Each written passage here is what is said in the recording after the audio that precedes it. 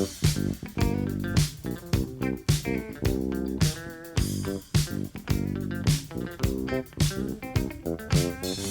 cookies.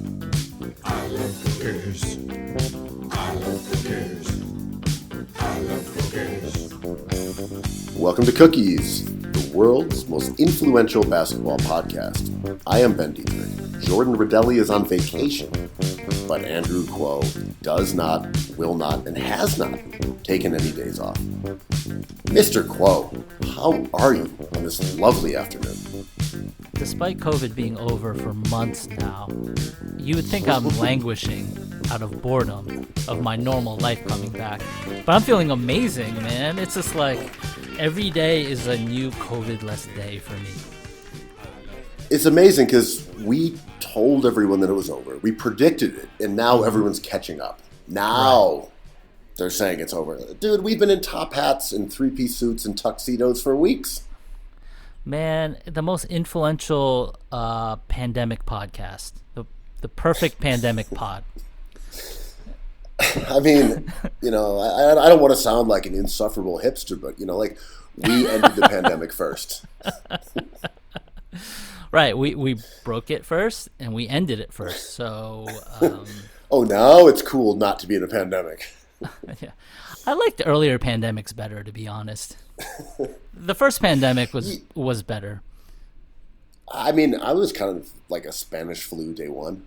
Wow. And honestly, COVID kind of just felt cliched, Yeah. I remember seeing COVID at the Mercury Lounge in 2004. Where were you? Oh, the show everyone was at. Yeah, everyone had swine flu, sure. Yeah.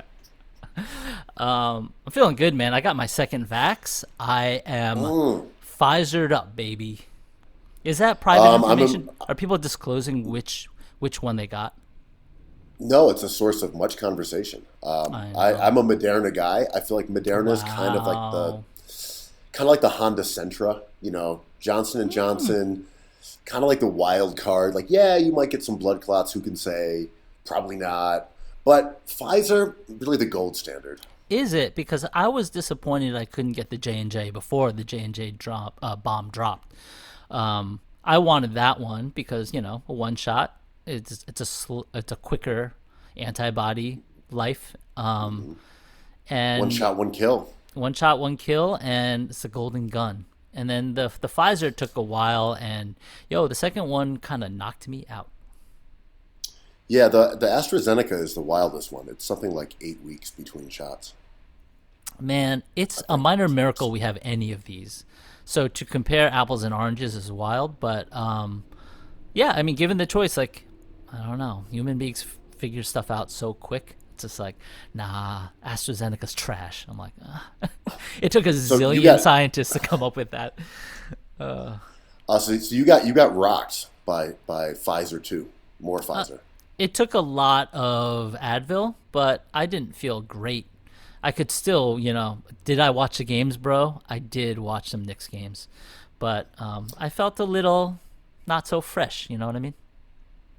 Yeah, the second shot of Moderna, it gave me a really sore arm, and then I definitely fell out of it.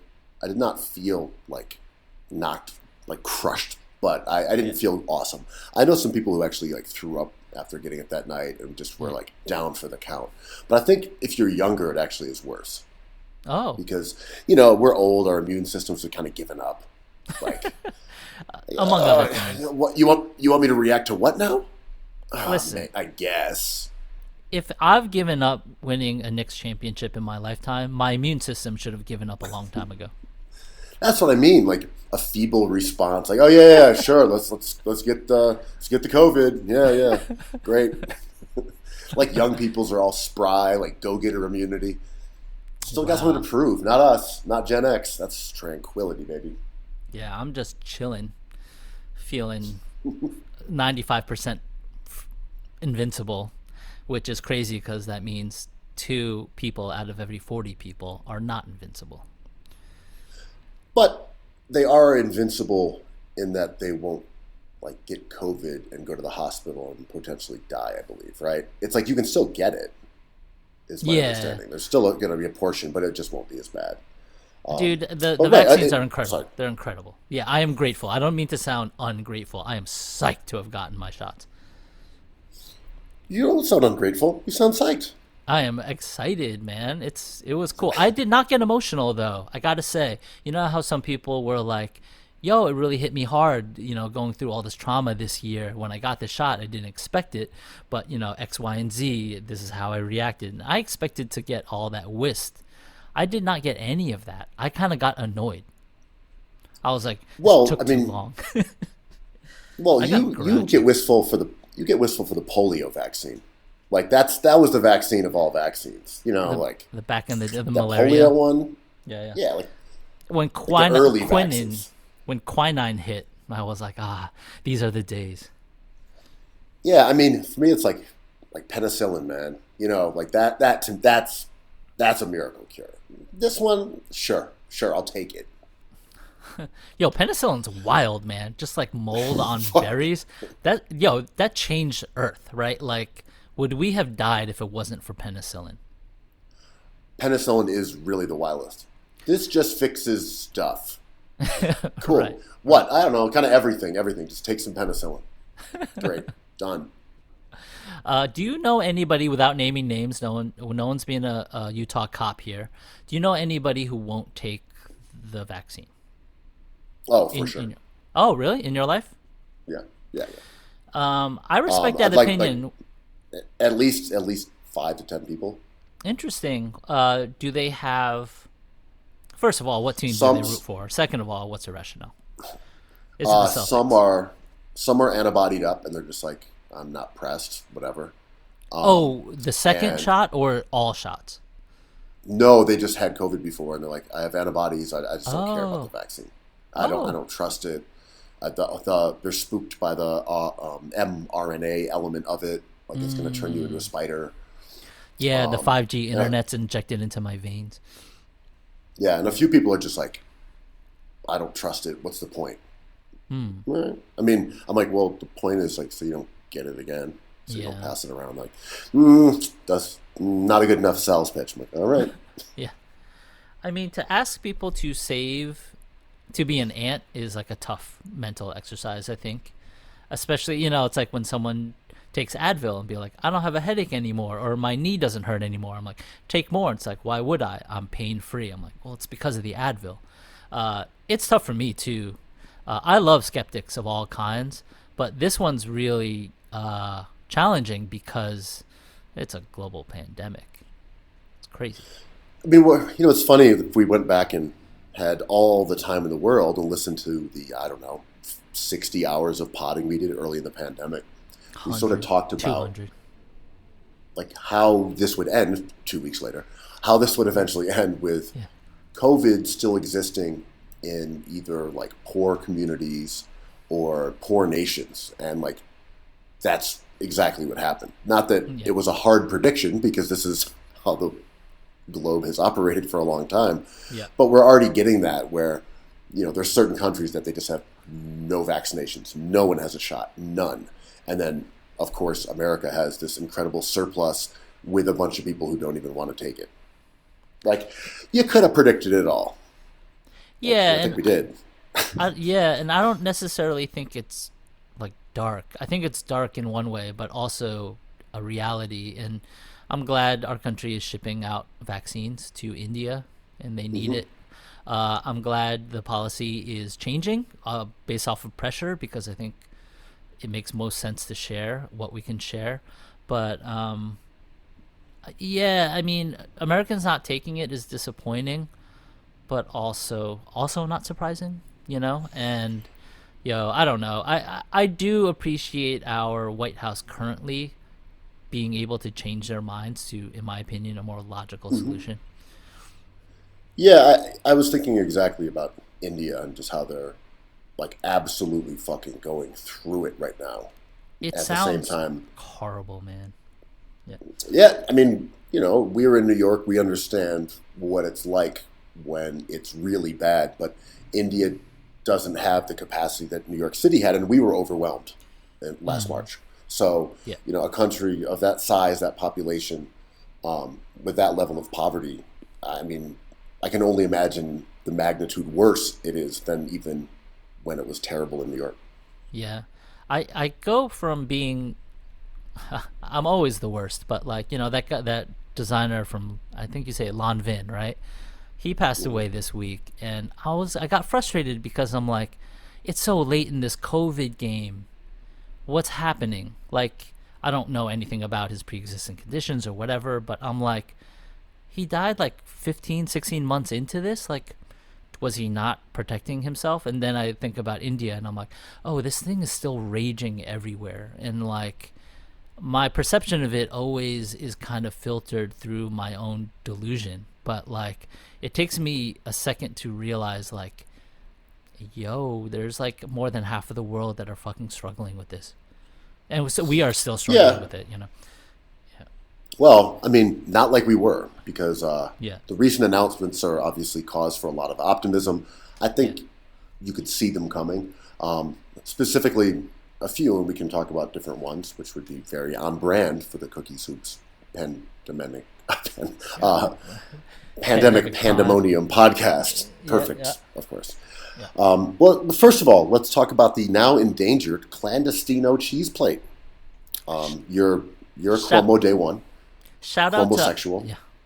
Shout out to Ivan Burko, the creator. Was I supposed to out him? I'm doing it because he is the creator of my favorite Instagram account, which is clandestino cheese plate. Because your boy, your dude, your day one dude, Andrew Cuomo, made all these establishments serve food arbitrarily for no reason, kind of, in order to stay open for business. And Clandestino, one of our favorite spots, is a bar, and they don't really do food. So Ivan had to make these cheese plates just to satisfy your boy, and they're the most beautiful, weird, sad, funny things, man. I love that account so much. Look, his name's not Governor Ben Dietrich Mo. It's Andrew Cuomo. We know who he allies with here. Listen, his name isn't Crab du Jour. It's not like he's called the crab of the day in French. But so the proclamation. Well, all right, so it may have been on the books from the jump. I'm not totally clear about this. That every bar had to actually serve food. So some would have little bags of chips behind the bar. A lot of them just did nothing, or maybe they had like a pickle somewhere in case the narcs came flooding in. Like, yeah, we have a pickle, a singular pickle. Clandestino had a hunk of cheese in the fridge for years. Yeah, there was always something around, I think, to satisfy that stipulation that was not really enforced.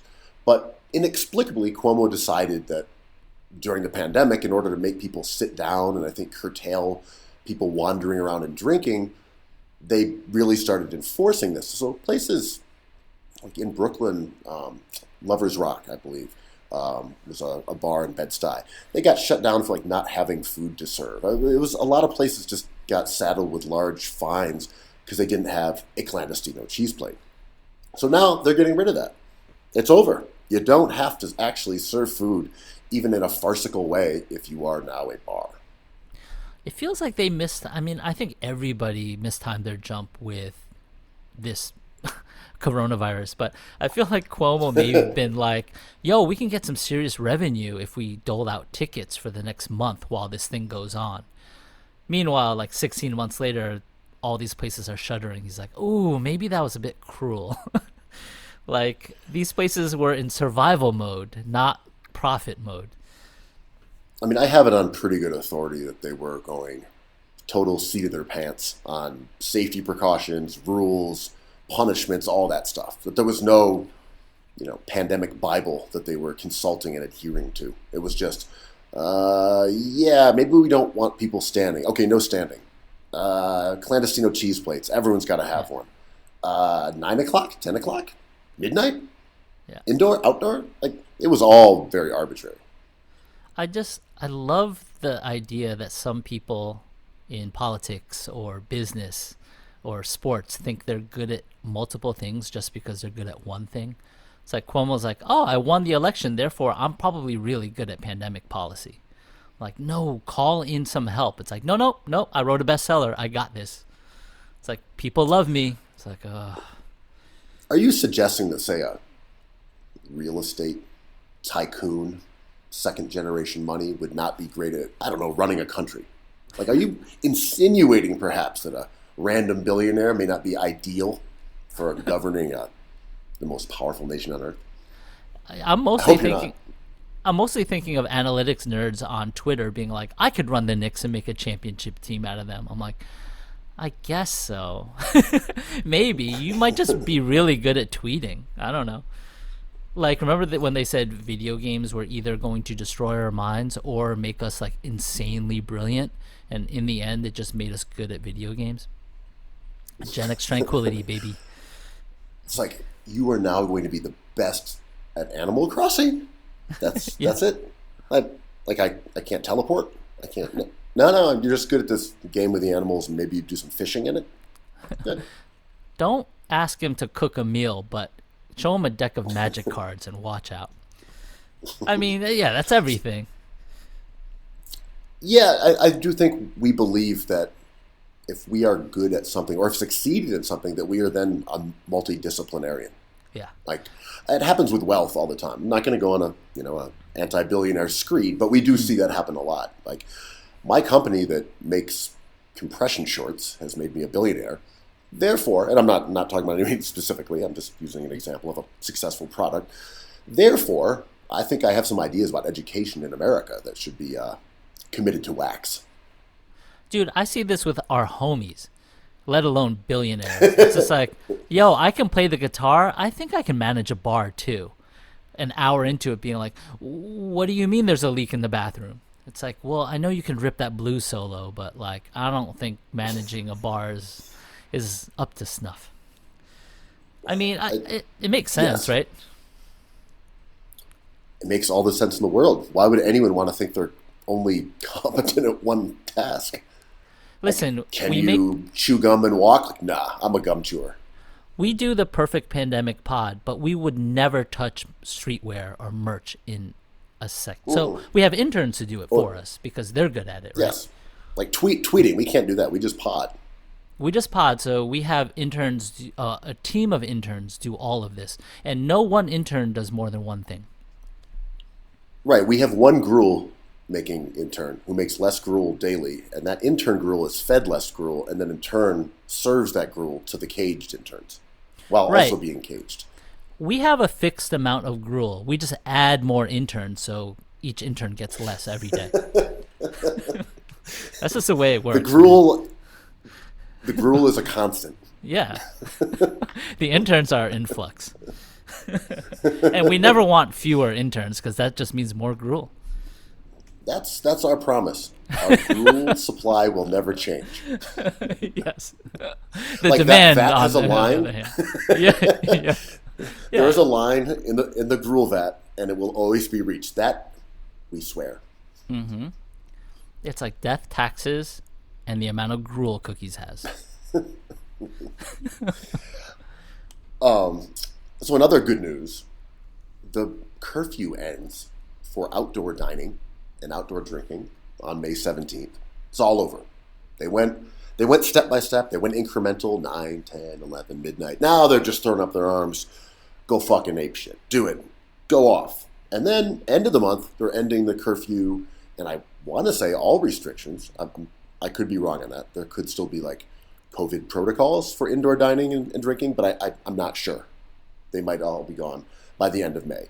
So we are actually looking here at least in New York City. I mean, we're not Miami. They've ended COVID there a long time ago. Yeah. But in New York City, this is the light at the end of the tunnel. This is normalcy.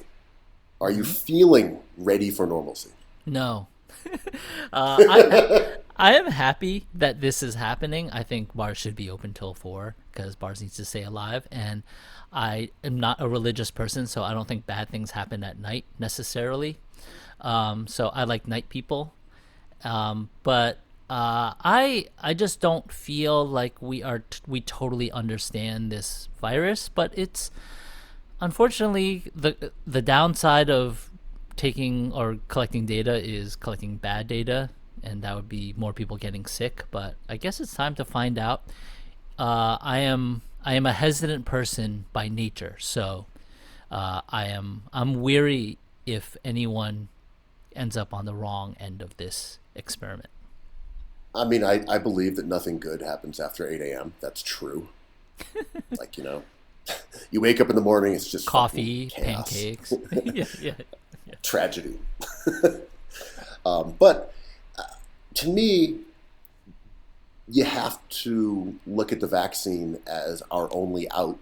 And once you consider that we just couldn't figure out another way besides a scientific miracle, this is it.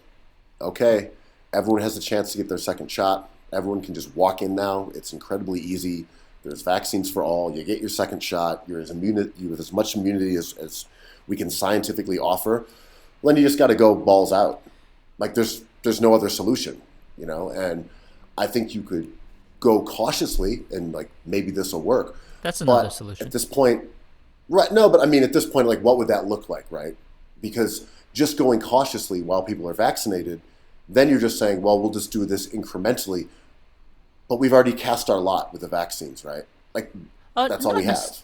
I understand your point, and I get that, and I take that for sure as more of a truth. But we could also go cautiously with this as well. But it's more of a cultural thing than it is like a policy thing, right? Like the CDC announced this week that there was a chart with like who you could see where, outside, inside, and it just seemed like a lot of common sense. And I think it's more of that is cultural than what the CDC says, right? Just like be mindful. Yeah, I mean, the CDC and their, I guess, guidelines for wearing masks outdoors while vaccinated definitely err on the side of caution. And I feel like that's just what they're going to do when they issue proclamations. Like if they said, hey, if you're vaccinated and you're outdoors, there's no reason whatsoever to wear a mask, people would be like, whoa, are you sure there isn't a scenario in which someone could get COVID technically outdoors and technically vaccinated? Yeah. So they're like, well, I guess you could create the rare circumstance where that might occur. They're like, well, then you can't say it. So they have to hedge at all turns. I mean, the outdoor mask thing when vaccinated just is kind of bonkers to me. It's just like safety theater.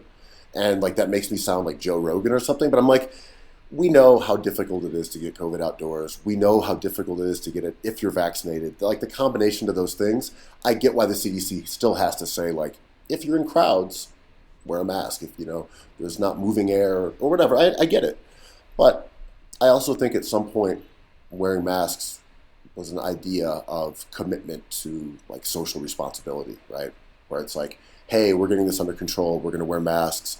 We're going to like, elbow tap instead of giving pounds because of a respiratory disease. Like all these things that we sort of adopted as like ways to indicate that we were part of a greater good, that we took this seriously and that we were trying to work together communally to like get rid of COVID.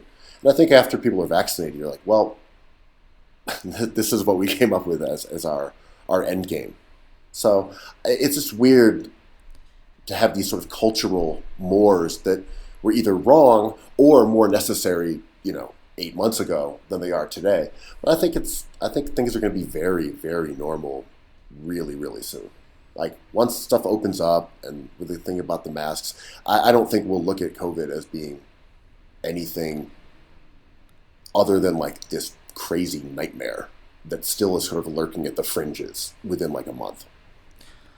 Yeah, I'm not quite sure about anything, but I'm very much fatigued of the line of thinking of, and not to say it's wrong at all, but if someone's like, hey, you shouldn't do this 4 times a day, it's like, well, what if I do this? Can I do it 5 times? If I do this, can I do it 6 times? And it's like, well, yeah. It's like, oh, wait. So you're saying I could do that 7 times if I do this?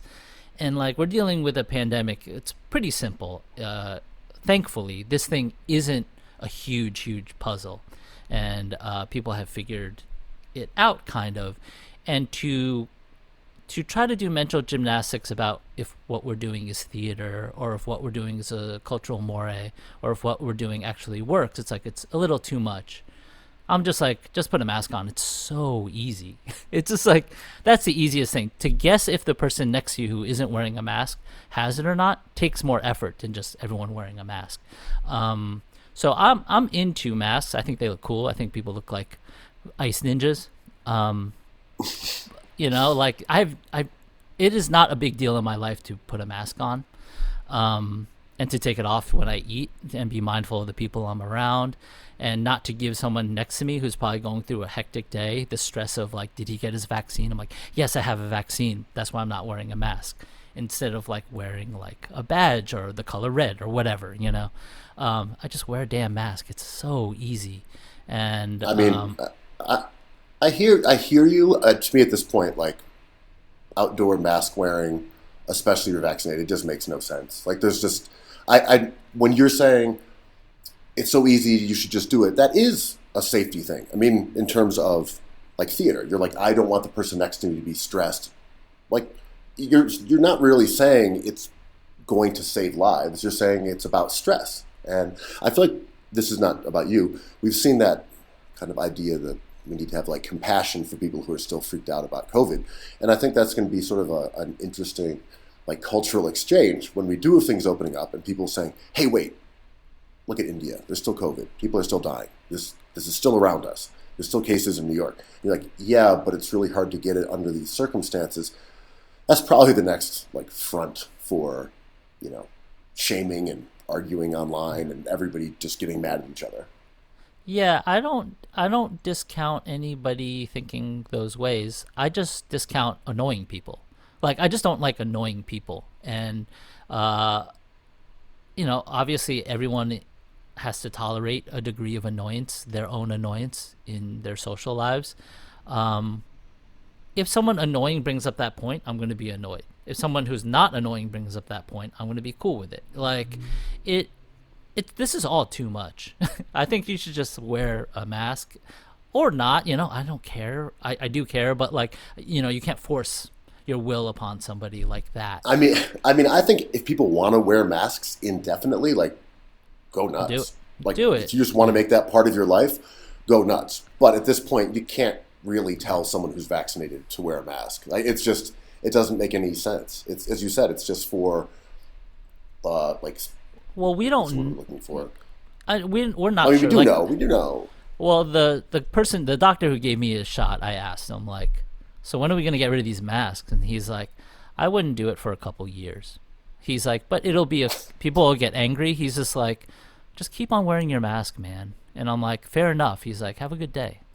He wasn't trying to prove anything. He's like, keep on wearing this. Yeah, I'm personally now an outside anti-masker. I'm like, they're done. Vaccinated, no need. But if you want to wear them, it's cool. Like, I'm not going to judge you. I'm not going to pass a law that says you can't wear a mask in public. Yeah. Like in the state of Bend, we are benevolent towards masks and non-masks. But like, I don't think wearing them on the street at this point makes any sense at all. And I think they're actually kind of done, at least in New York. I think there's such a huge population of people who got their second shot within the last couple of weeks that when their 2 weeks of immunity is up, I think people are just wearing them right now. Like, let me not get COVID, like with 30 seconds left in the fourth quarter. It's like, let me just get through my second shot, 2 weeks, and then it's like, okay, we're good to go. And I believe that kind of ties in with these dates that they picked, right? Like May 17th is kind of like 2 weeks from like now, 3 weeks from now, and then like the end of the month for indoor stuff. I feel like that's kind of the writing on the wall, is that once everyone who's 16 and over has been able to get their second shot if they want it, and has like had their 2 weeks after that, it's like, all right, we're just going to go back to normalcy and see if it sticks. So my question to you is this, like, will you be still masking after like, the end of May?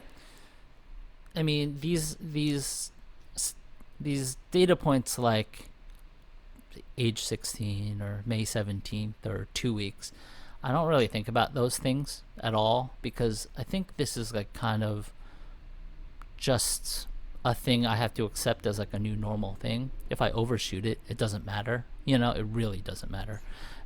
If I overshoot safety, if I make people mad that think I'm being performative, then there's really nothing I can do, because if I take off the mask, I'm gonna make another set of people mad. I just have to not make it performative, and you can't really satisfy the authenticity of this action right. to everybody. Well, right. I mean, to me, it's like when I'm wearing the mask, I feel like it's performative. If I take my mask off and I'm walking outside, it also feels performative. It's this weird spongy area between the two right now. Like when you're wearing the mask, you're wearing it because you think it helps you outside and it makes you more safe. To me, I'm only wearing a mask outside at this point, being vaccinated, in order to make other people feel comfortable. And I'm like, that's it's okay. the comfort That's a good zone reason. that has to shift. Yeah, but it's not a real reason. I don't think though. It's a good reason. I don't think to it's make a good other reason. people feel comfortable. Well, but their comfort is not necessarily based on anything realistic in terms of like science. So I'm just saying we're in a spongy area. Right. Like it doesn't matter how a homeless person spends the money you give them. Like their comfort level, where that comes from, is secondary, right? Just being comfortable is primary.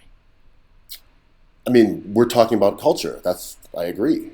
Like culture is important. I love thoughts and prayers, so I love culture, and I think culture is what creates a good and bad day.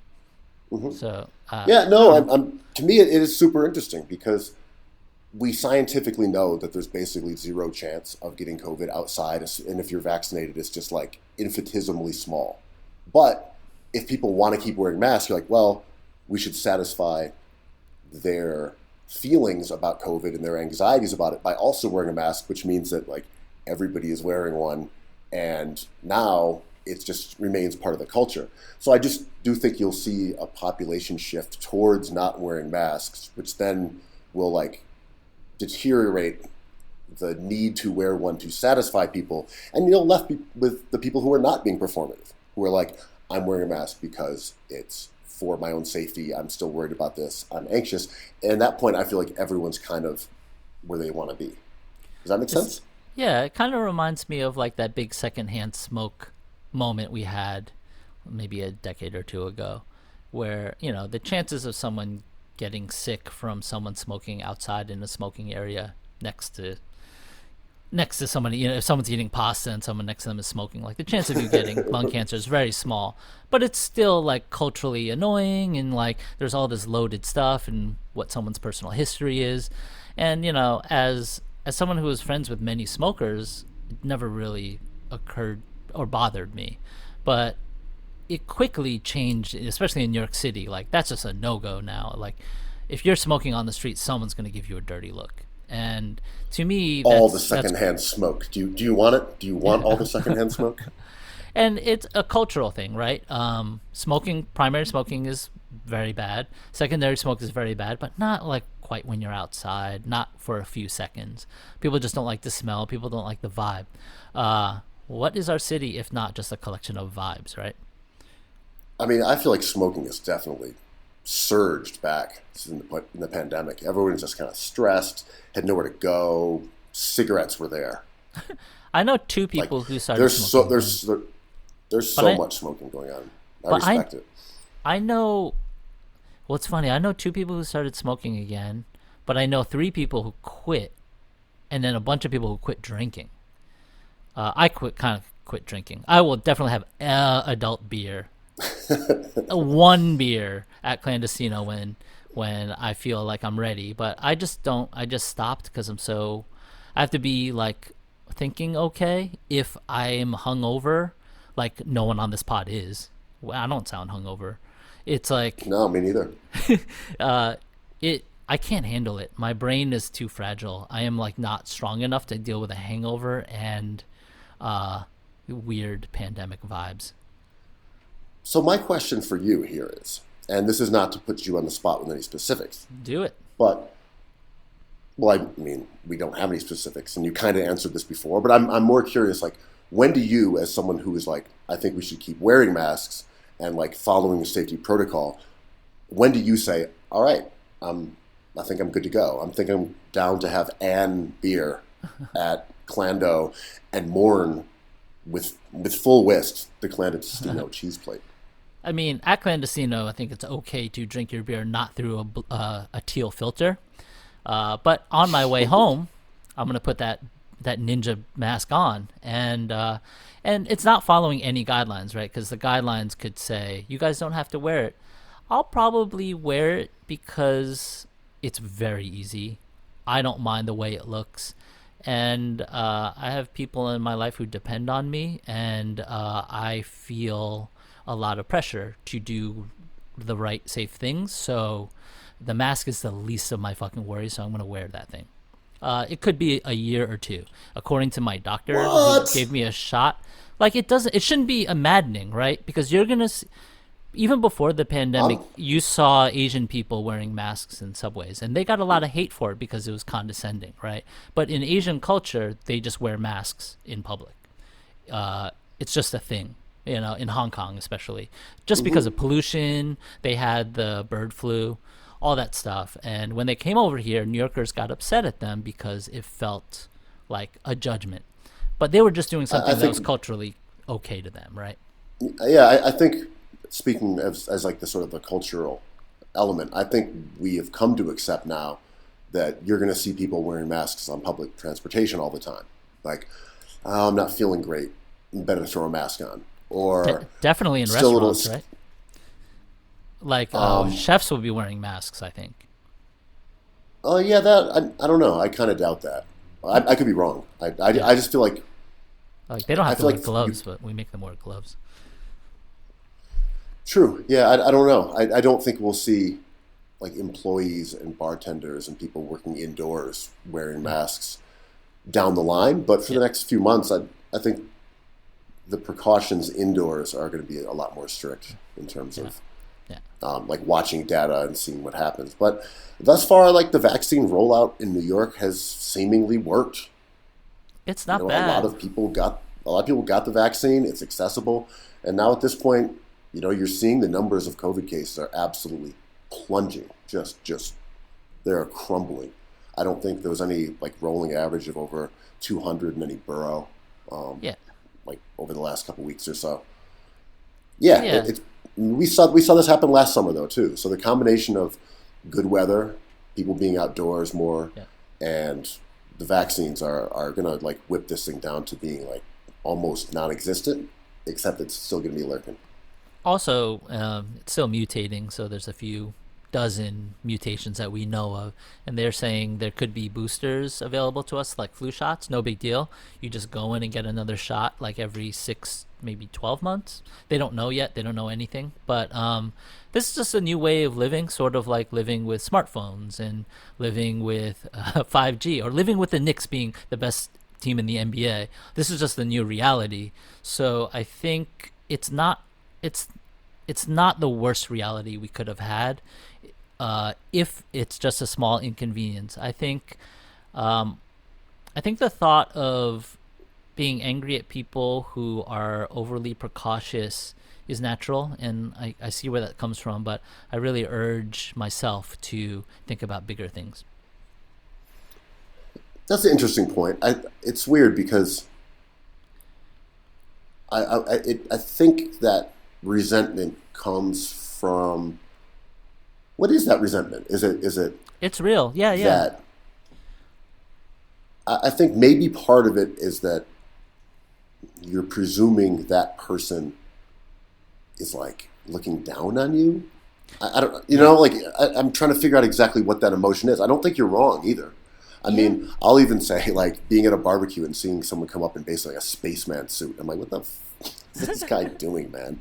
We're outdoors. Everyone can distance if they want to, and he's like, looks like he's like an MTV Moon Man Award, bobbing in with like a face visor and a hood, like a hazmat suit. I'm like, yo, it's July. But I wasn't like angry at him, but I was like, dude, go away.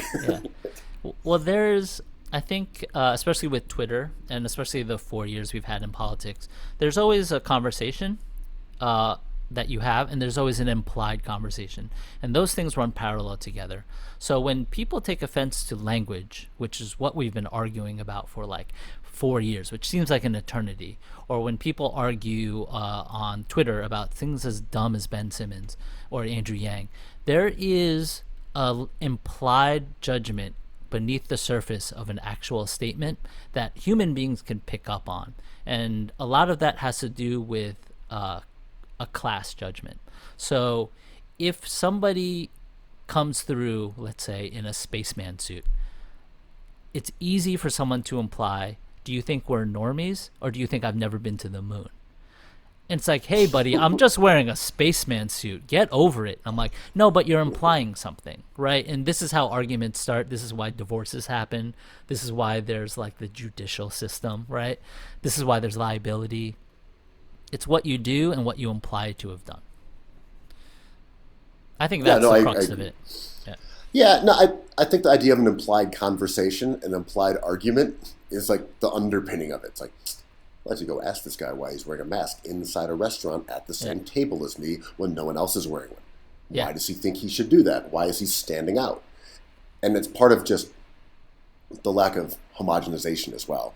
But even with safety, there's something a little extra there. It's like, are you worried that I'm going to get you sick? Is that what this is? Do you think me in a pandemic could possibly make you sick? You're too good to get sick from me? Is that what you're saying? Yeah. I mean, think about the small ways we do that, like tattoos or shoes, right? Like, you're not wearing the same shoes like bonobos, or those aren't hokas, like people take these slights so seriously on a day-to-day basis, being like, yo, when'd you start drinking IPA?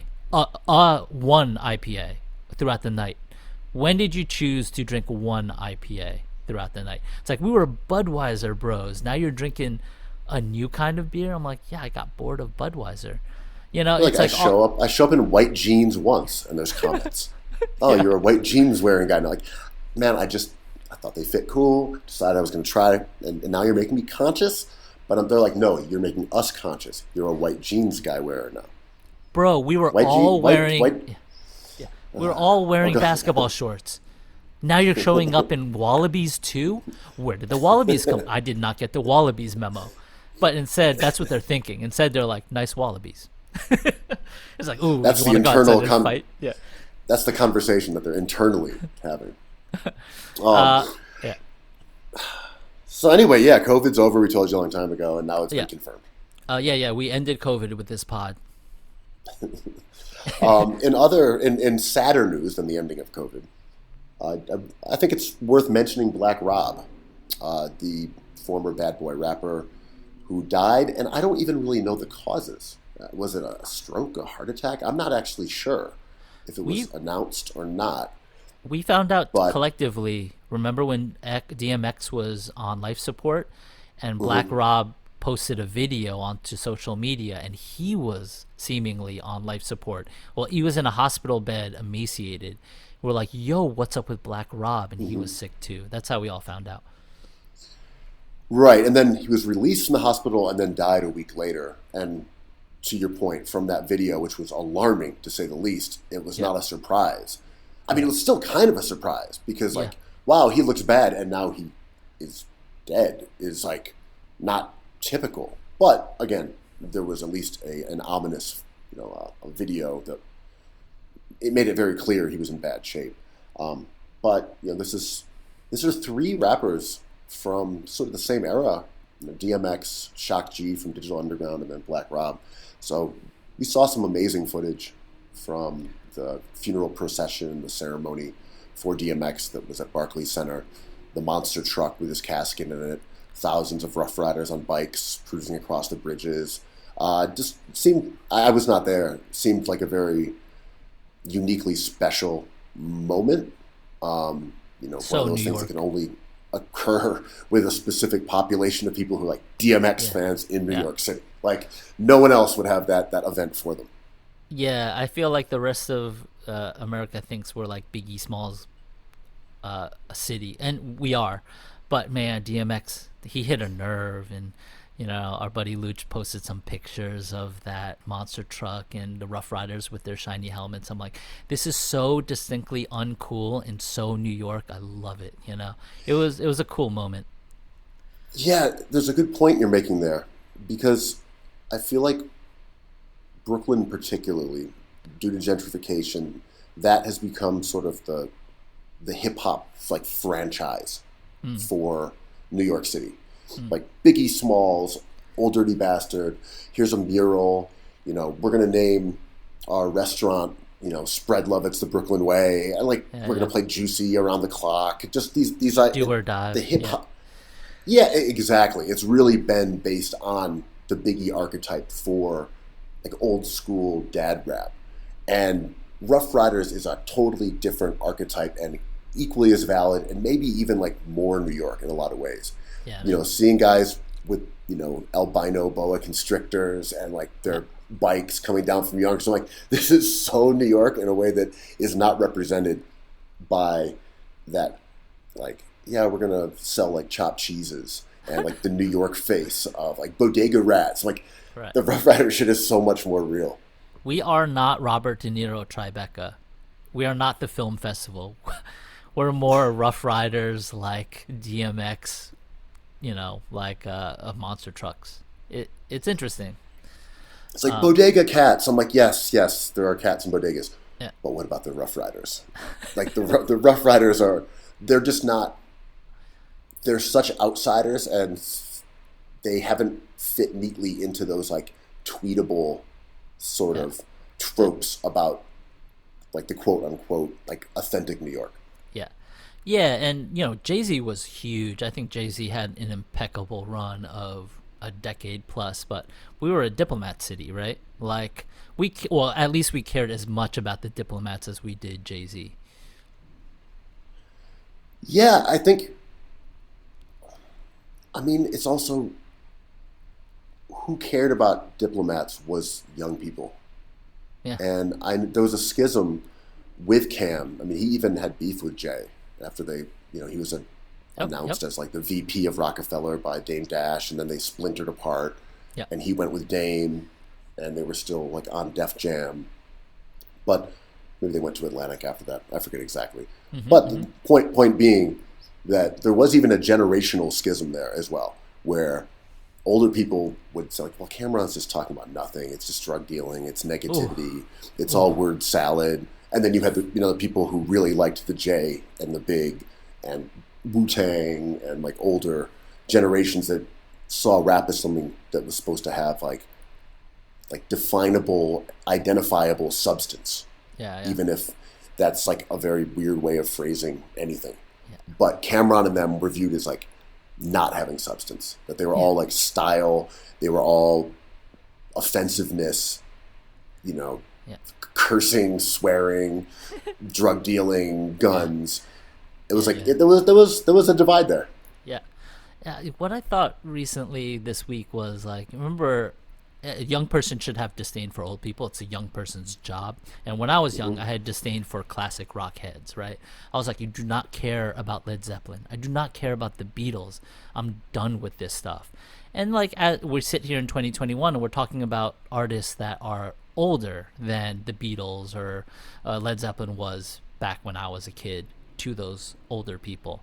And then at first I was like, I'm just one of those old heads talking about that old music.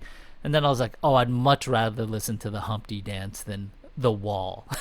You know, like, there's such joy in our classic rock that I'm just cool with it. Like, I'm so sad that, like, all these dudes are kind of, like, leaving our universe. And, like, Black Rob hits. Like, Whoa was, like, a blockbuster summer anthem. The Humpty Dance was like, you put that on in a party and people just would have fun. It was such a clever song. I liked his whole persona, and of course DMX. I hadn't heard Humpty Dance in a long time, or like Same Song. I believe that was the one that had Tupac on it. Yeah. But I had all those albums, Sex Packets, etc. And I gotta say, watching Humpty Dance, like, this rules. It's cool, right? It's so joyful. Yeah. It just rules. Yeah. His lines are funny and stupid. He's wearing a Groucho Marx nose. Yeah. It's fantastic. I loved it.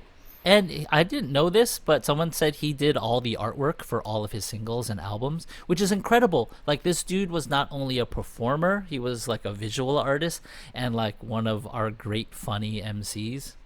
I mean, rappity rap, but like, I mean, this was a long time ago. He kind of nailed it, right?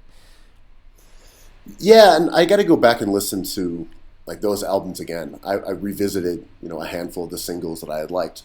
I want to go back and check them because those albums really were forgotten by history, I think.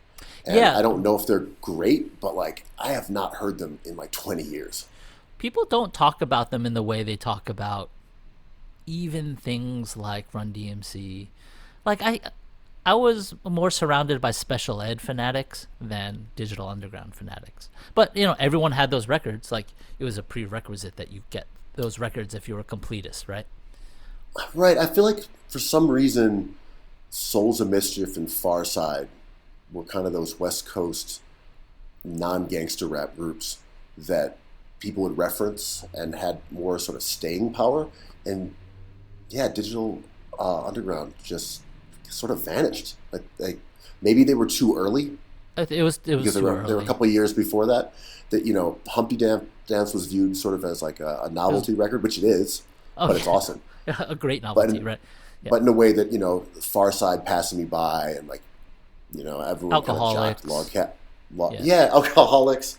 I love that. Those were kind of the first non-gangster rap groups, I think, that had traction on the East Coast for sure. Yeah, and a generation after Digital Underground, right? Like they were influenced by them. The whole gangster rap thing was so informative to me, sort of like Linsanity, in that all the beefing and all the discourse around West Coast, East Coast, talking about Black Rob, right?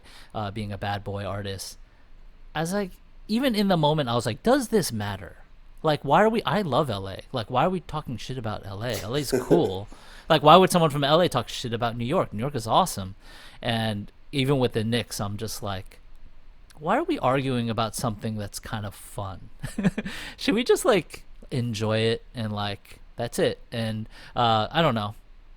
It's really taught me to just like let go of that.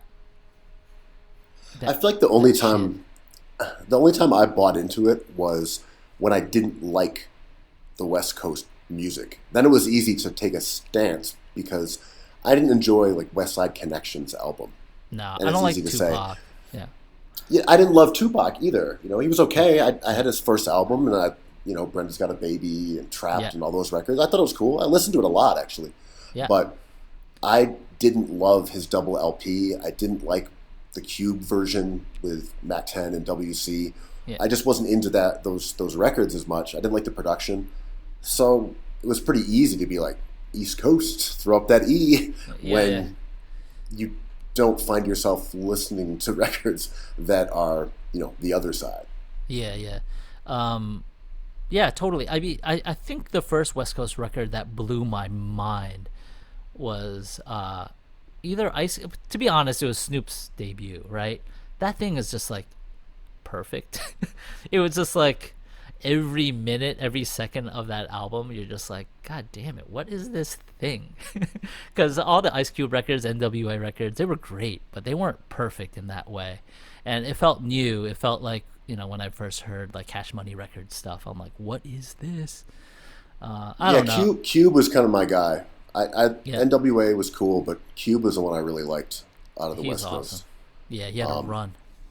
Like, incredible run if you count Straight Outta Compton, which he basically wrote half of, maybe more than half of, and then with Predator. I mean, I'm not looking at it right now, but it was like you had Death Certificate, you had Kill at Will, Predator. I might even be forgetting one in that mix. America's Most Wanted. That's the one. America's Most Wanted. That was great. They're just angry incredible. Records, man. Angry records. Like, holy shit. Really angry, saying inflammatory stuff. Some of it had Bomb Squad production. Yeah. Just really underrated in retrospect. Yeah. Because Cube turned out to just sort of be this non-dangerous character. Which I love. I love it. I think his life story is awesome. Some George Foreman ass shit where he got nice. I want to ask you this though on this subject.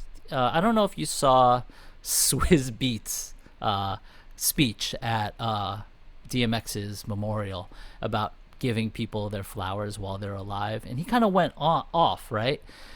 He was just like, DMX needed help and no one was there to help him. Now everyone's here at his death, but where were you a month ago when he was desperate, and all you parasites trying to make money off of him and get clout? It's just like, don't let another one of us die in this way. And I kind of like, I see what he's saying, but I wanted to hear your take on it a little bit. I mean, I think you never really know where someone is in their life. Yeah. Like, we're like, DMX needed help. I didn't know that. But I mean, we kind of knew DMX was like intense. But I mean, right? Like, I'm saying, is it Dietrich and Quo? Like, Cookies needs to do something about DMX. Like, I don't know where that responsibility lies. I don't know the Rough Riders dynamics with like D and Wah and Swizz and all those guys who made a ton of money off of DMX's talent. Yeah. Is he talking about them? Yeah. Is that who he's referring to? Is he like, look, DMX reached out to Sheek Luch and Sheek left him hanging, ghosted him? I'm making things up, but I don't know who Swizz was talking about, but it felt specific. I felt like he was intending that message to go to someone who maybe did let DMX down. Oh, and maybe he had a lot more insight into his condition and what could have helped him than obviously we would as the public. Yeah, I had the same take. Like, this is some misery clout demon shit, right? Like, we're all miserable and you're fucking trying to gain some traction on our misery. Like, fair enough. I think I tweeted this. Like, Bob Dylan is still alive. Swizz, where can you give your flowers to Bob Dylan? Because any day now, like, my favorite artist who's of that age is like Paul Simon. I'm going to give him his flowers. I think Graceland was one of my favorite albums, But, like, how do you talk about the multitude of artists in your life? Like, where's KRS-One? I haven't heard from him in a while. We just talked about J. Rue the Damager like a couple episodes ago, which was the perfect pod until the episode after that. But until this one, yes. Mm-hmm. Yeah. And, like, how do we give everyone their flowers at the same time? I'm like, human beings are just trying to get this Pfizer shot and like be a good neighbor. Like, I cannot clock what DMX is doing. If he dies, I'm going to be sad. But like, I thought Swizz was expressing his trauma, but I thought it was unfair to turn that into like a Twitter like trending thing where it's like, all right, let's celebrate Bjork's albums. She's still alive. Like, let's give her flowers. Goldie's still alive, right? Like, I'm just trying to take my mask off and dance outside and rave. And I don't even know if Danny Aiello is alive or dead. I think he's dead. Like, I missed my chance to give Danny Aiello his flowers. Listen, I'm just trying to eat a sandwich over the garbage can, and I had to Google to see if Scarface lived through his COVID scare. And I love Scarface so much, and I wasn't sure if he died or not. I was like, did he actually die? I think he lived. Yeah, he's alive. He lived. Thankfully. I wanted to mention about Black Rob as someone. Oh yeah. I think he's an underrated rapper, and I liked a lot of Black Rob stuff. And he held down Bad Boy when they had lost Biggie. They didn't really have R&B hits that I can recall. Maybe he had like 112 and stuff like that. But Black Rob was kind of the in some ways like the New York core, like the moral fiber, and he was just doing unabashedly street records. Like, Whoa was like an anthem, just a New York City anthem. I loved how weird that song was. He's got a couple lines there like, wait, what? Yeah. Fingernail where? Yeah. That's the hook? Yeah. Like, the ad lib is the pillar of your entire anthem. I love it. Someone had made the point on Twitter that it was an East Coast sort of version of Ha. And I think that's somewhat fair to say. Yeah. Yeah. But that record held its position as the proverbial club banger for years, and I think it still would to this day. Just you drop it, those violin strings, everyone knows what to do. And it's so great because you don't have to know the lyrics and you can just keep saying whoa. Yeah. Oh my God, I love it. Yeah. I was playing it in the car, like, my sister-in-law, she doesn't know the record, and she's just back like, whoa. Yeah. Whoa. I'm like you got it. You got it. It takes 10 seconds. You know the record. You can keep saying whoa indefinitely, and you will not be incorrect. Yeah. But so Black Rob, his album Life Story, secretly fairly good. The title track is great. He had the maybe the best verse, excluding Biggie and Jay, on Puff's album, which was I think it was like Diddy and the Family, whatever it was, Puff and the Family, on his song I Love You Baby. I was uptown on Dykeman, right then. Yep. Like he killed that. There's a good song on his album with the Locks. Like, he's Bad Boys for Life. He's secretly not a one-hit wonder. He has some, he's got a handful of jams. But I have a funny Black Rob story. So this was in the exact era when Whoa was out. I want to say that it was out at the time, or it was soon to come out. I could not be certain. But I went to this club in New York City. It was called Speed. And it was a popular rap club. They may have done other nights as well. But we went there, and I was with a bunch of guys who were from the Bronx and Riverdale. A lot of guys who were Ecuadorian and Dominican. And we're at the club, and one of them is dancing with a Japanese girl. And she says, "Hey, that guy over there just stole my purse." And they look over, and it was Black Rob. And he's like, "What? That guy stole your purse in the middle of the club? Like, that's Black Rob." And he's still standing there. And they're standing there, and she's like, "No." And then he just passed it off to this girl that he's with, and now she's got my purse. So this whole confrontation breaks out, and the security's talking to one of these Ecuadorian guys, and it's like, "That's Black Rob." And he's like, "I'm Spanish Nelson." And that's the thought that always jumps in my mind every time I think of Black Rob. It's a confrontation at a club where the security's like, "It's Black Rob," and he's like, "I'm Spanish Nelson." Then Black Rob and this girl leave the club. They jump in a Range Rover and flee. Huh. And then we have to drive around with this Japanese woman who was a tourist, and she doesn't have her purse or her passport or her hotel keys or anything, and we're just driving around Midtown trying to find the hotel that she believed that she was staying at. So anyway, so did you find the hotel? We dropped her off somewhere. I can't remember if she really knew or not, but she said Black Rob stole her purse. Black Rob left the club after this accusation went down. I didn't see any of it.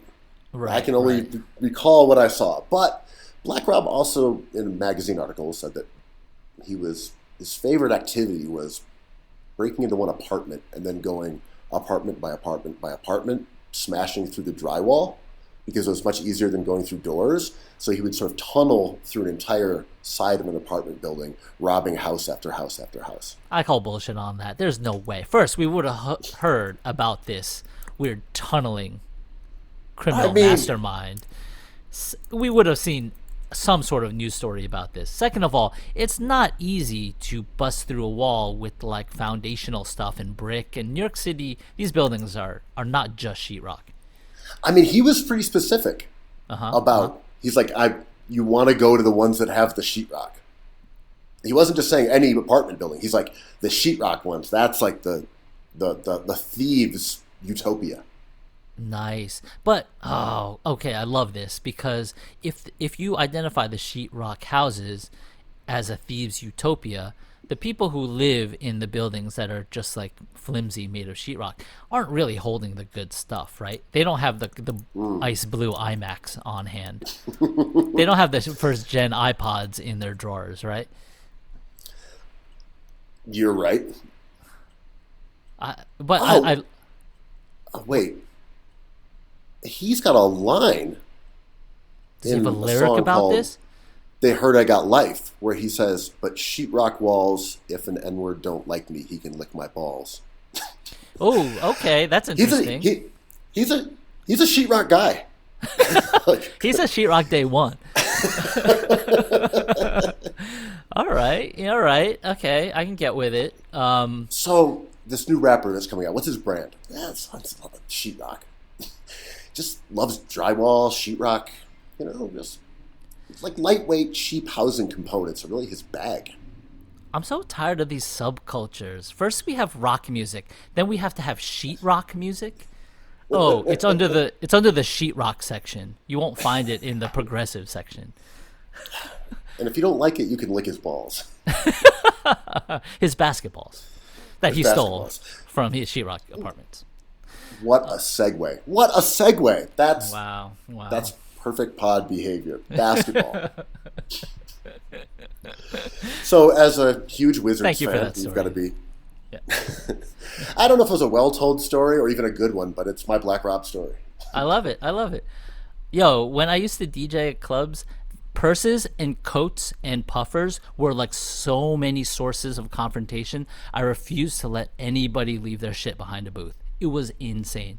It's like, can I leave my purse here? Or like North Face? I'm like, I just don't want to get into like a punching match. Does anyone have a knife here? This sucks. It was just not fun. Like, look, this club is made of sheetrock. Guys, I cannot guarantee the safety of anything. Oh no, Black Rob is coming through the south wall. Don't lick his basketballs. Just Black Rob rolling in like Kool-Aid Man. The reverse Santa coming in like Kool-Aid Man. Instead of oh yeah, it's like whoa. Boom, like whoa. Like oh, classic Black Rob. Throwing all your valuables into a pillowcase.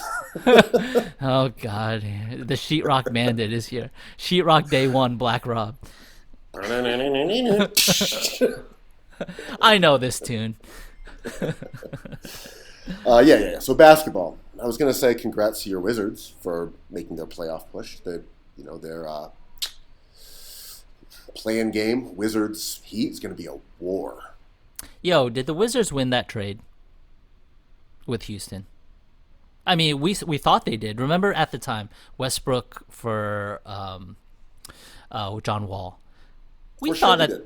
Yeah, right? At the time, we were like, Westbrook is still a great player. John Wall has a lot of question marks. John Wall ends up having like a few great games this season. He's still an immensely talented player. But, he's hurt again, and your boy Russ is in the play-in. Well, I think John Wall is a very cool player. I think, very much so. I mean, look, he's going to average 20-7 this year, almost 21-7. I mean, you can't look at him and be like, he was bummy. But I just think Westbrook, I know everyone gets down on him for being inefficient.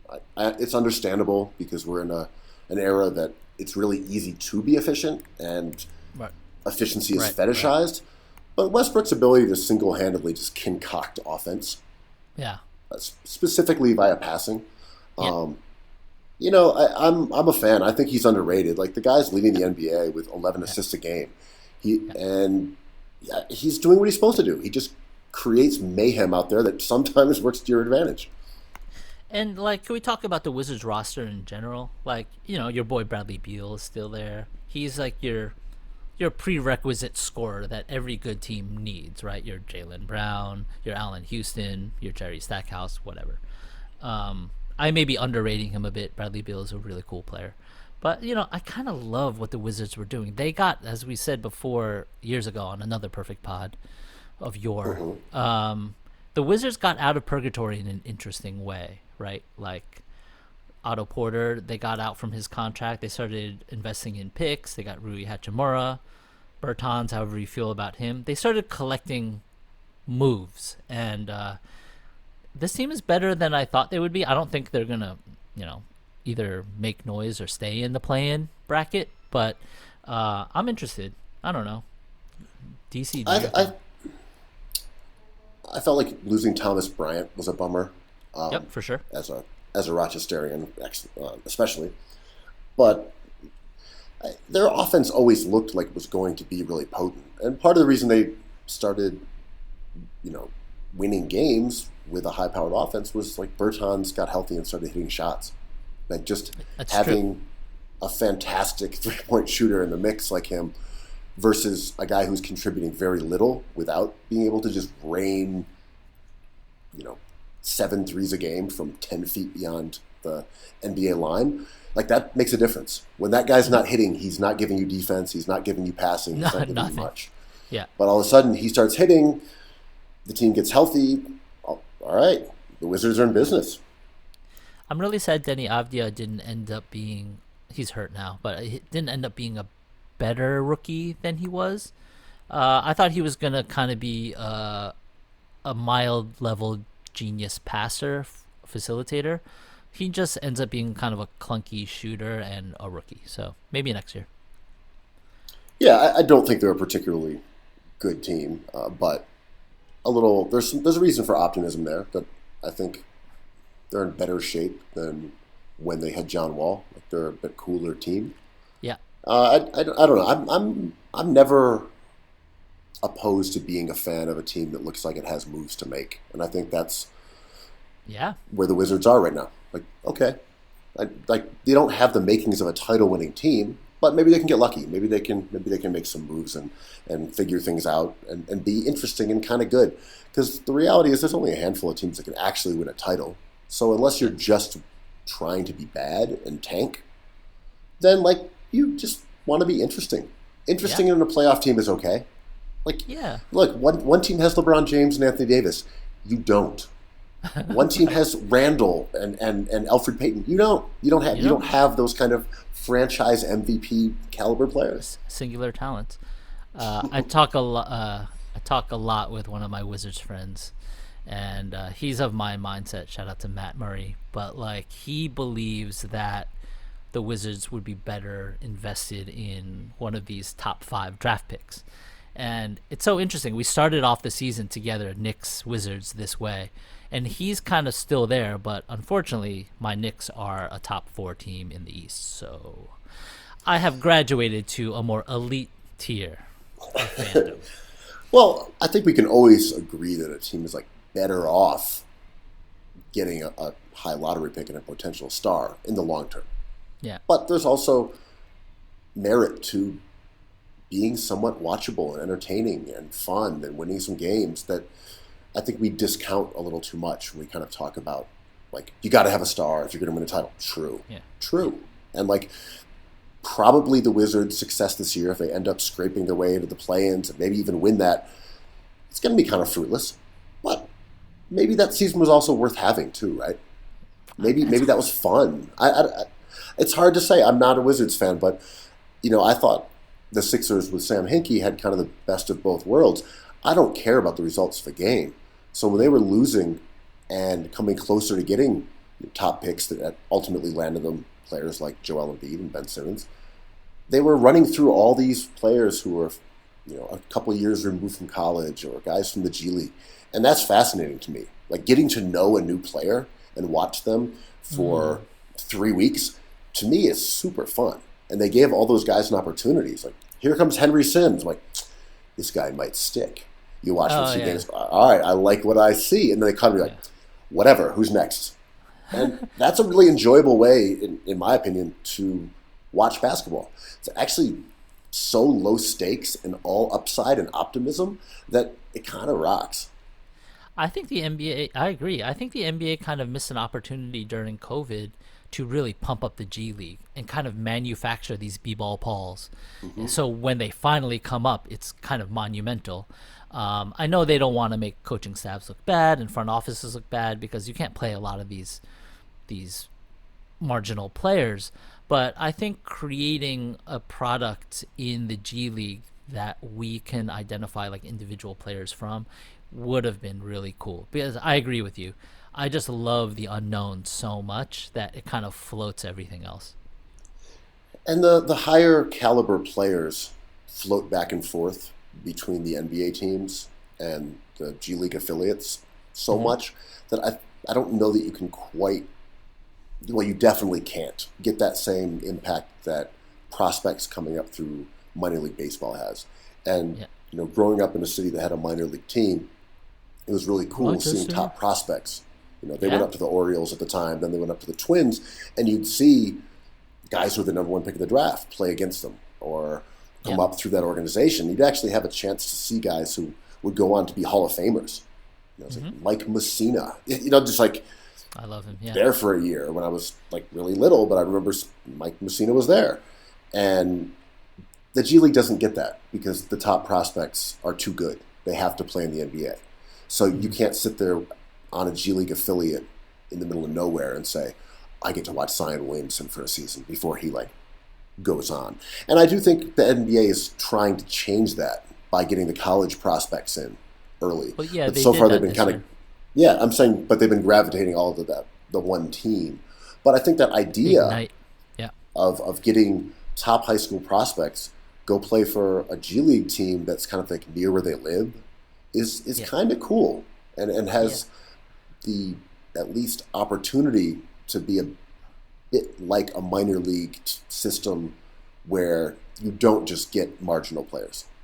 Yeah, and all they would have to do is something simple. Is like create 100 Top Shot moments of G League players, and it would create kind of a frenzy and identity for it. I don't know. There's a billion ways to do it. I was like, maybe jersey sales. I'm so old, I think jersey sales matter, but like, I just love cool visuals, and I think the WNBA would benefit from this, and they're doing better and better with their team design. But there's some legit, interesting superstar potential personalities out there that we're not like enjoying. But yeah, to your point, I think when teams like the Wizards on the fringe like kind of try stuff out, like there's a joy in the moment there that is awesome. And even in the Wizards case, like it's even multiplied because they have a max player, a star player on a max contract that at least 6 teams want, and it just like creates options and scenarios, and it's a good time to be a Wizards fan, I guess. I mean, even the Knicks are the best example of this because oh yeah, they are. Like they won 9 of 10, 8 of 9, and they're clearly going to make the playoffs. Like they're a lock. They're a lock for the playoffs. Let's do this.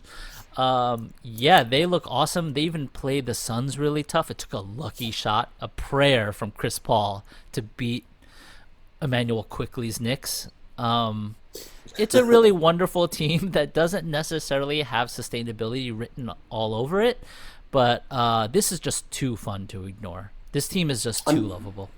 I mean, most likely they'll get the Hawks or Boston in the first round, both of which are fun. And most likely they'll eliminate the Hawks or Boston in the first round. The Celtics. The Knicks beating the Celtics in the first round. Wow. Too delicious. Too delicious. I'm just like in a sweep. I'm just like a king on my throne feasting on turkey legs if that happens. Or over the garbage, either or. Standing over the garbage or on a throne, whatever. I was gonna say, like, what if the Knicks beat anybody? It's gonna be hilarious. But like the Sixers, the Nets, the Bucks, all super funny, right? Like, I don't think they have a chance, but I think the Knicks could beat Boston. I think the Knicks could beat the Sixers because I would like to see these two guys like sustain like playing time together. Like, I'm really worried, like, not to turn this into a Sixers conversation, but during the trade deadline, I was a bit disappointed that George Hill was the only decision they had made to execute, and they couldn't get anything else done. And they brought up P-Ball Paul, who I think will be useful. But those two guys, we're seeing it again. Like, we're not sure if they're right. I really worry about their health. Not to say there's a bigger move. Tobias Harris is having a really great season. I think this BPM is way above Tatum's right now, if you like BPM. But which is a Boston stat, so that says something, right? It's funny because I think Tobias has had a really good season. He definitely falls under that category of the guys we were describing before. We are in a moment of scoring inflation and efficiency inflation, and Tobias Harris is obviously benefiting from that. I mean, we've seen this across the league. All these guys, there are so many players who are averaging 20 or above who are efficient. Teams. But you want one, yeah. This is not a criticism of him at all. I'm saying Tobias falls into that same category. He's a guy who made a huge leap in going from league average as a net zero to being a really positive player, and it's fueled almost solely by his scoring just becoming efficient. And he's done a good job of that. He can shoot. He's skilled. He's a good player. But I think overall, my only issue with Philly is Doc Rivers. That's it. Him not being creative with his lineups, him not utilizing Simmons properly, him being just incredibly conservative and stubborn. To me, that's the stumbling block. I look at the Nets, and if the Nets are able to just score on you when the game is on the line and you're Philly, you just kind of take your cap off. You're like, well done. You have three of the greatest individual scorers in NBA history on the same team. We did our best. Because Philly's defense is that good. They are one of the best contemporary defensive teams I've ever seen. They are ridiculously good on defense. Like, crazy. Like, you have maybe 3 of the top 10 defenders in the NBA. Plus, you've got those guys like Hill and Danny Green. Dwight Howard is a backup center, is a good defender. They just have so much defense. It's really outstanding. And then if Simmons like twists an ankle, it's just all over. It's just like so tenuous. Every team, right? I mean, the Nets maybe not so much. They can suffer a multitude of bad strings of luck and still survive. The Sixers cannot. The Sixers need everything to be intact, right? Sixers have no chance without Ben Simmons at all. No chance. They'll lose in the first round without Ben Simmons. If they lost Embiid, they could win a series. They could win a couple. And that's not because Embiid isn't great, but like they just don't have someone who can create like Simmons does. Yeah. Like Embiid is amazing. They don't have another like post presence of his caliber. They don't have another elite two-way player, MVP candidate to replace him with. But the Sixers cannot score against a good defense without Simmons. They just can't do it. And we saw that when he missed 4 games. Like they just lost 4 in a row. They're helpless. The creation he provides, in spite of Doc Rivers' ISO mindset, is so important to the success of that offense that like they don't really have another player who could kind of call an audible. No. They can't create open looks for their shooters, and their shooters are guys who need those created for them, and that's what Ben Simmons is actually best at, is creating open threes for 3-and-D guys. Without him, they just don't get those shots. It requires too much hard work. They have to run pick and rolls with Tobias. Defenders stay home. Joel has to navigate constant double teams coming from different angles. Simmons is the one who just dumbs it down. Like he's the one who gets looks for Curry and Korkmaz. He's the one who gets looks for Danny Green. Like you see their numbers when he's on the floor. It's evident. So, I'm not even making this about Ben versus Joe. I'm with you. Simmons has been sick. He's missed time with injuries the last 2 years. If he's out, they're cooked. But I think that's also true with most teams that aren't, the Nets. Yeah, totally. Yeah. This is your fate. This is the Lakers' fate. This is the Knicks' fate. If Quickly's out, there's no chance. Boston is just whatever. Let me make my last Sixers point was just this. Yeah. Their defense is so good and it's so well equipped to go against the Nets that if the Nets beat them, you just say, hey, great, good work. Yeah. Because if you have Simmons and Thibault and Green and Hill and Embiid, like, cool. We threw like the best possible group of like rim protector, disruption, perimeter, wing defenders, on-ball defenders. We had them all. And you were still able to like just get buckets when it counted. Great. So my concerns about the Sixers are all about offense. They are so uncreative.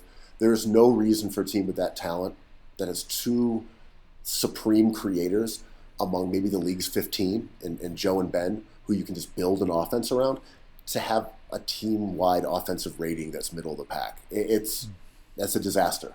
There's no reason. They don't have the offense right now of a championship contender. And we know that when Ben and Joe are playing more minutes and they're healthy, they're a really good team. They still might win a title. But overall, like, their offense is just not that convincing to me, because I think Doc Rivers is, he loves his safety net or his safety blanket, whatever you want to call it, of Tobias Harris and pick and rolls and Shake Milton, and they don't generate good shots off those. So my concern is that Doc is just a micromanager on offense, and I think they're going to run into increasingly good defenses, and they might just not be able to score enough.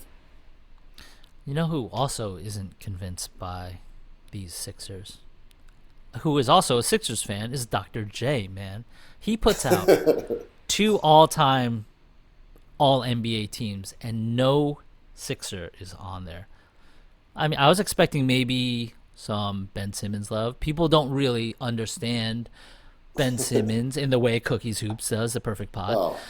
But, I'd expect maybe some Joel Embiid love. None of that. Actually, no active player made his 2 All-NBA lists. The only Sixer that made it was Wilt Chamberlain. No Barkley, no Moses Malone either. Yeah, I call Wilt more of a Laker, but you're right. I think he played with the Sixers. Can I just name these first 2 teams? You think he played with the Sixers? How dare you? Yeah, go ahead. Name them. First team, Oscar Robertson, Jerry West, Elgin Baylor, Bill Russell, Wilt Chamberlain. Second team, Magic, Jordan, Bird, Malone, Kareem. Hilarious, man. Go off, Dr. J. Do your thing. I mean, look, if we're going to sit here and say the NBA started with Allen Iverson, which it did, you're certainly allowed to say the NBA ended with Allen Iverson, too. We're on this, we agree with Dr. J here. Yes, 2 different leagues. Yeah. Your best players are pre-NBA, and I respect that. Yeah. It's a great list of pre-NBA players. Mm-hmm, mm-hmm. Right. All the drywall kingpins of I don't know, moonlighting orthodontists, all the guys that Elgin Baylor played against, fine men, upstanding citizens, but pre-NBA. Okay, who's your favorite rapper? Who's the best rapper of all time? Slick Rick or Special Ed? It's well, I guess it would have to be Slick Rick, right? Because he had a longer career. Respect, By the way, Slick Rick and KRS-One were in everybody's top 5 list for 20 years, and then they just vanished. Now as they should, right? Best of all time. Let's see, Slick Rick. Okay, respect. You're Julius Erving this. I understand. Yo, man. I forgot his name. Tyler Johnson will run roughshod over Slick Rick in the Cypher at this point. I know you can't compare eras, but he would just yam on him, right? I mean, Slick Rick tells stories, I get it. But Tyler Johnson has lived these stories, man. He's part of this Nets squad that's about to go all the way, if it not for the Knicks. But yeah. Miles Bridges has bars. Come on. But I love this Dr. J list because I love Skip Bayless. I love Stephen A. Smith. This is all super fun stuff. If we're not enraged, I mean, I don't really get enraged, but we should be enraged because this is just the fun of being an NBA fan. His all first team was his era. And then he had to concede the Jordan era as his second team. So he's basically saying Jordan is number 6, which I agree with, but not with his top 5. It's amazing. It's just amazing. More. I want more of this stuff. And also, when it comes to Dr. J, I think he had at least a little bit of crossover with the guys on his second list. I don't know if there's anyone on it. He played with Kareem, right? Oh, same era for sure. I'm saying, Bird. Yeah. I think he in the early 80s, him. I don't know. For Bird and Magic, absolutely were, and Dr. J played at the same time. Jordan, they must have crossed. I want to say, but I don't know, 100%. But I like that too. He's like, my list is guys that I played with. I can tell you firsthand, that guy. Yeah, he's great. That Bird kid, he's a baller. I played against him. Let's respect some firsthand account reportage here. Yeah, I think we talked about this a few months ago on another Perfect Pod. What? The genius? We sometimes on Twitter we give Shaq some grief because he sounds kind of reductive. But when he says simple things like, I would have gone through that player, I'm like, there's a genius there that's really hard to grasp. I wish I was in that room to be like, well, tell me how, tell me why. This is all incredible stuff.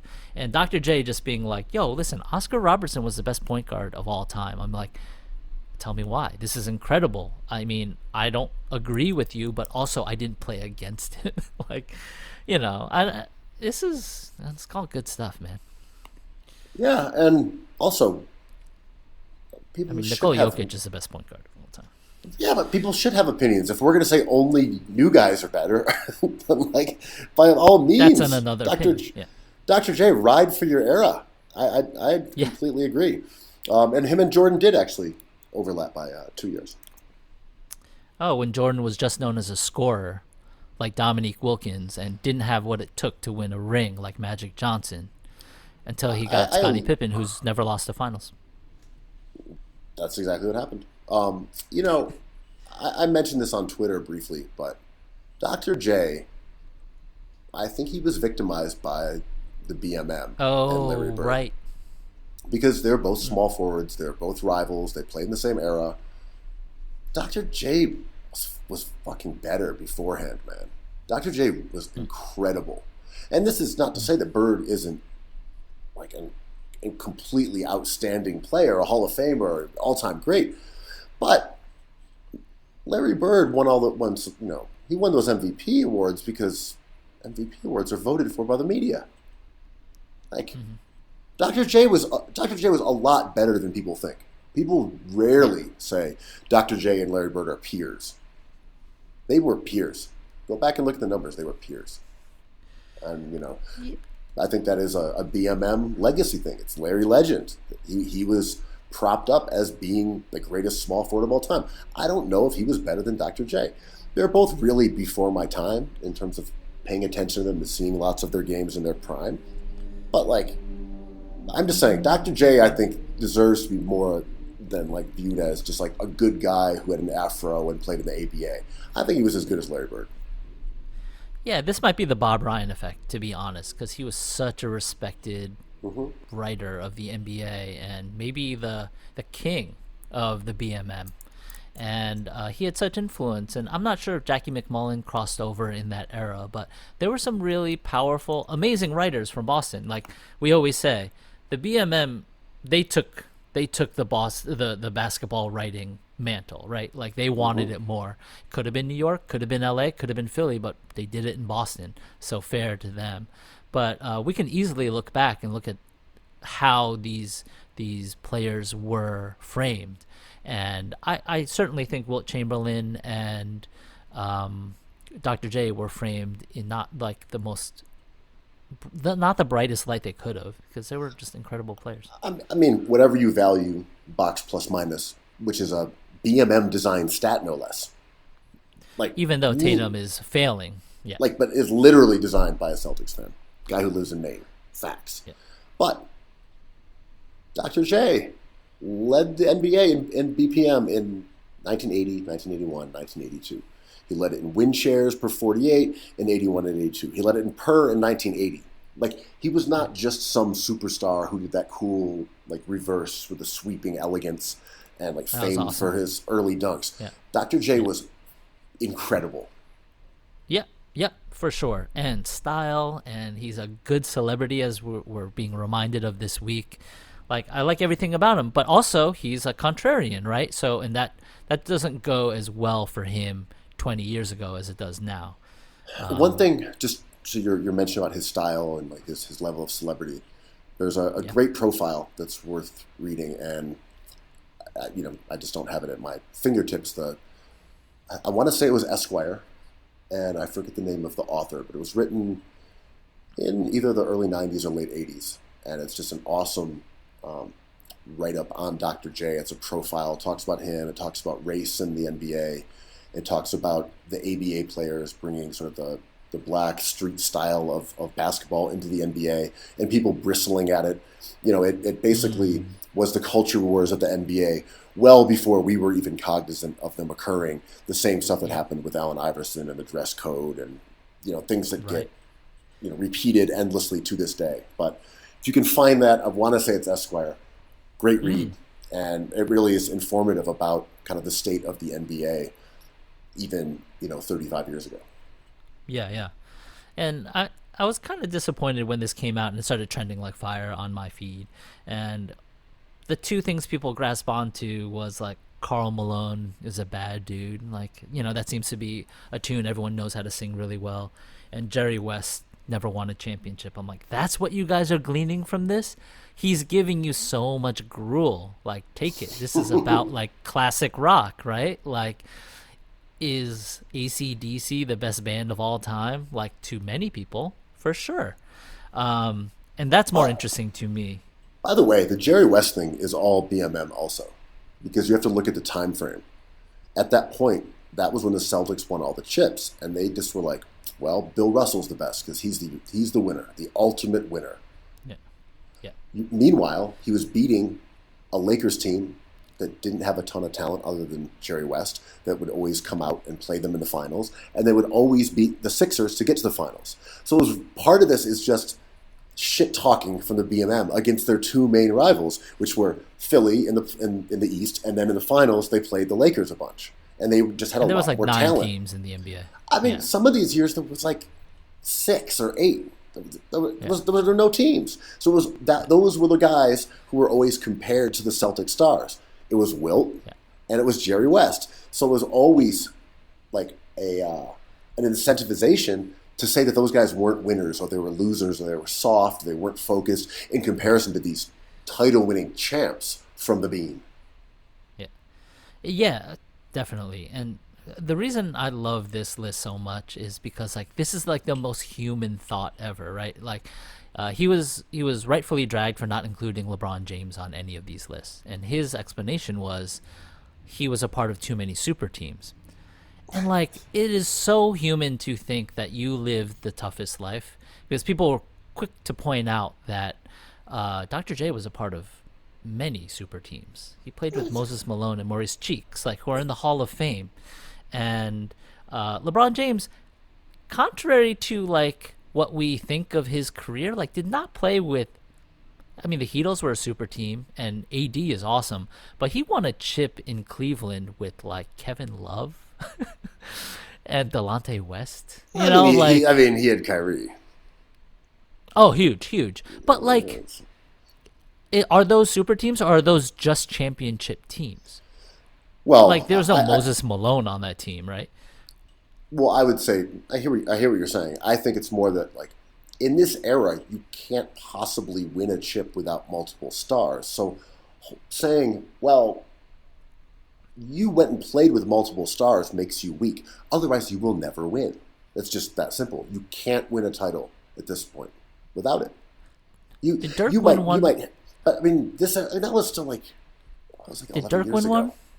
Dirk won one, but that team. But did he have a superstar on that team with him? I mean, Tyson Chandler was a depoy in the making, but he did that alone, kind of. Jason Terry had a huge series. I mean, but also one thing about that Dallas team, I mean, they were a good team. I mean, Sean Marion was pretty old, but he awesome. Was obviously a very good player. You had Jason Kidd, who was old, but he's a Hall of Famer. Tyson Chandler, the prototypical, vertical spacer rim protector. Like that Dallas, Jason Terry, they were kind of stacked. They just didn't have people we considered stars at the time. And another thing about that Dallas team in that whole era was that was before they made going over the cap incredibly odious. They were spending so much money. Like they were just spending 20% more than other teams. So like Dallas could make a mistake by signing Dampier or something, and then just be like, fuck it, and just go sign someone else. Like that was before Cuban had won a ring. He was really hungry. I think that should be the case every year. I got no problem with it. I'm saying it's worth mentioning that Dallas was like aggressively spending money in that era. I don't know about that. Yeah, but every team could have done the same thing, right? Yeah, for sure.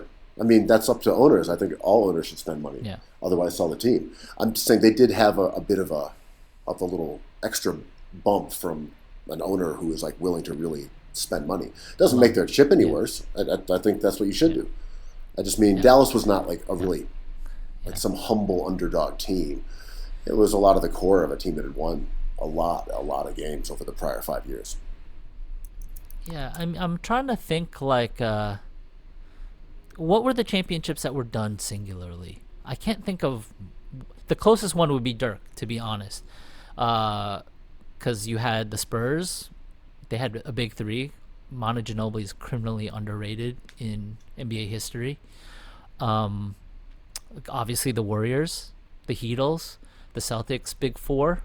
I think the closest thing would be the Dirk anomaly, right? That was kind of like a bump in the night. Yeah, I think that was, to your point, it was kind of lightning in a bottle. I think you go back and you look at the shooting in that finals. Dirk was good. He had like huge daggers and late game. He was heroics. in his decline a bit, right? But you look at that series; they won it because Jason Terry and I don't know if it was Sean Stevenson, but their shooting went insane, and that's why they won. I love it. And then you also look at the Miami team, and they hadn't really caught up to the times in terms of spacing the court.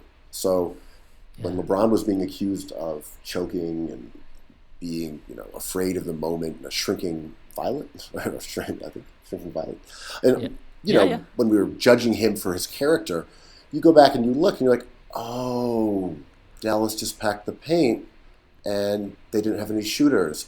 That was when Wade couldn't shoot threes. Bosch wasn't shooting from perimeter yet. They didn't have Battier. They didn't have Ray Allen. They were playing guys like Udonis Haslem. They were playing Big Z. Culture guys. But they had no shooters. You go back and you look at that Heat lineup when they lost, and you're like, oh, that's what it was. LeBron was trying to make the right play, but it was either take a mid-range jumper or do nothing. And we sort of saw that happen. And it's weird that was such a blemish on LeBron's legacy that when you look back now, you're like, literally just roster construction. Then they never made that mistake again. Yeah. I always laugh every offseason. It's like, are we rooting for suits or are we rooting for players? It feels like we're just rooting for GMs. I'm like, yeah, we've been doing this for decades, man. I mean, that team started Joel Anthony.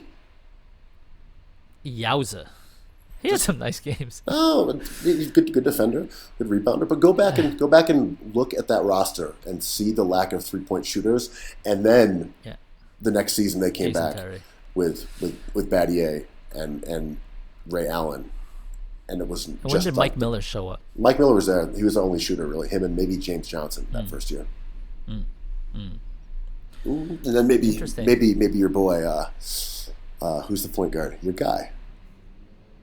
Little feisty fellow. Why am I spacing out his name? Whatever. Mario Chalmers? Super Mario? Yeah, you end up with Chalmers, and he replaced Jason Williams and old Gary Payton. We're just Heat day ones over here. We love talking about them. I was saying the Heatles era was the most fun basketball has ever been. And LeBron, I was talking about heels because there was that insane MMA knockout of Masvidal this weekend. Just the most vicious punch I've ever seen in a fighting sport. And I couldn't really stomach it. And it made me feel really grateful for Masvidal, who's a great villain. He turned heel. He talked so much trash right up until the fight, right up until the punch he was talking trash. And I was like, I'm so grateful for these Skip Baylesses and Dr. J's for manufacturing these discussions for us, because you look really bad if you're wrong, right? And I was really grateful to LeBron James for joining the Heat and joining the Lakers. And I thought the Heat was the most fun we've ever had as an NBA fan base, because there was such a clear villainy to them that, me and you love. But I thought that was a real moment with statistics, with Twitter, that we all kind of came together and kind of formulated this community that we have now that didn't happen with LA because of the coronavirus, which is a bummer. Yeah, and I was going to say the super teams idea that they're a product of the modern era. We can certainly go back and point out, the teams that had Clyde Drexler and Charles Barkley, or Scottie Pippen went to Houston. People were trying to make super teams. There were also teams that just had a ton of stars on them at once, and those all count as super teams. And then of course you had Boston, the Bulls, Boston with the Big Four. Yeah, the Bulls bringing in Dennis Rodman. Dennis Rodman was a great get. That was Tony Kukoc. Yeah, they brought in ballers. I mean, the Rodman one is funny because that was the offseason where they had lost to Orlando. And they got crushed on the boards because Horace Grant had defected. And then they went and got Rodman, who solved their rebounding and defensive issues. Even Jordan at his best, which he claims he wasn't because of baseball muscles, naturally, they wouldn't have won that series against Orlando because they had no answer for Shaquille O'Neal and Horace Grant. They couldn't beat them. They were not a good enough defensive team until Rodman came along. So whatever the Jordan mythos that is attached to these consecutive finals he went to and how that season doesn't count, they added Dennis Rodman, one of the the best rebounders in history, and that was why the team was a lot better the next year. Jordan was great regardless.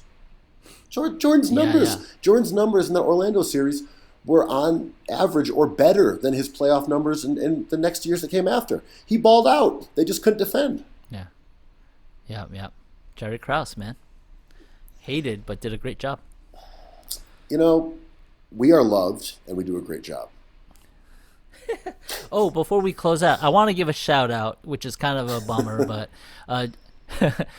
Jonathan Tjarks, who's a Potter for The Ringer, he's not feeling well these days, so I just wanted to give him a shout out. I don't know him personally. I'm a fan of his work. I just wanted to send my regards, his direction, and all my thoughts and prayers. Yes, same thing. I know him only in a professional sense. Good basketball writer. Seems like a great dude, family guy. So get better, man. And you're in our thoughts. For sure. Well, another perfect pod in the books, man. We did it. Cookies. In the can. Cookies.